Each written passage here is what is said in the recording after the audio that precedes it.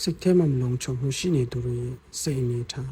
ငါမှဒါရှိတယ်ငါကဘယ်သူအစစ်တမ်းငါကဘာကြီးလဲငါအမျိုးကဘာကြီးဆိုပြီးလူမှုပတ်ဝန်းကျင်မှာကိုကိုအတင်းအုံမောင်းခေါ်ပြီးကုန်းဖော်နေသူတွေကိုသင်ခဏမြင်ဖို့ပါလိမ့်မယ်အားလုံးကသူတို့ကိုထင်ကြီးဖို့ဖန်တီးနေကြတာပါဒါပေမဲ့မြန်မာဆိုယူစကားတခုရှိတယ်မပြည့်တဲ့ဥပပင်ခံတကယ်တော့အတင်းအော်ဟစ်ကြောဝါနေသူရဲ့နောက်ကွယ်ကတကယ်အမှန်တရားကလူတွေရဲ့စိတ်မလုံခြုံမှုတာဖြစ်ပါတယ်သူများတင်မှာကြောက်ရွံ့ခြင်းရဲ့ဖုံးကွယ်မှုအတင်းနဲ့တွားတန်နေသူအများစုဟာငါစိတ်ထဲမှာငါကိုယ်လူနဲ့ထင်သေးသွားလို့ဆိုရဲကြောက်စိတ်ကြီးမားမားရှိနေတတ်ကြပါတယ်တန်ဖိုးမရှိမှကြောက်လို့ကိုယ့်ရဲ့အတွင်းစိတ်တန်ဖိုးကိုယုံကြည်မှုမရှိတဲ့ပြင်ပြင်ပန်းပစ္စည်းဥစ္စာ brand တွေနဲ့အတင်းပုံပြရပါတယ်သူတစ်ပါးရဲ့ကြီးကျူးမှုကိုရမှသာကိုတန်ဖိုးရှိလို့ခံစားရတဲ့အမိတဟဲပြုစိတ်ဖြစ်နေလို့ပါတကယ်ပညာတတ်တွေတကယ်ချမ်းသာသူတွေနဲ့နှလုံးရည်ပြည့်ဝသူတွေကိုသိချလေ့လာကြည့်ပါ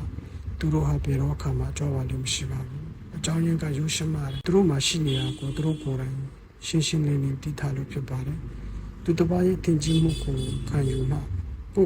တက်တည်ပြနေပုံလို့ရေပြီးအိုးတလုံးဟာငြိမ်သက်ပြီးငြင်းချမ်းနေတယ်လို့ပဲတကယ်အတွင်းစိတ်ပြီးဆုံးသူဟာလည်းမိမိကိုယုံကြည်ပြီး self confidence မြင့်မားတာမျိုးသူတစ်ပါးရဲ့စိတ်ထဲမှာစက်နာအောင်ပန်းပြဖို့အချိန်မဖြုံးတတ်ကြပါဘူးမရှိသူကလူတွေများတင်းပြချင်တယ်ရှိသူကလူတွေမြန်မာဆိုလို့အတင်းဖုံးပြီးတတ်ကြတယ်အကျော်ရဲ့နောက်ွယ်မှာစိတ်လုံခြုံမှုအခုရှိနေတတ်တယ်အကျော်ရဲ့နောက်ွယ်မှာစိတ်မလုံခြုံမှုတစ်ခုရှိနေတတ်ပါတယ်ဒါကြောင့်အရန်တွေထုတ်ကြွပြနေပြီဆိုရင်နားလည်ပြလိုက်ကြပါ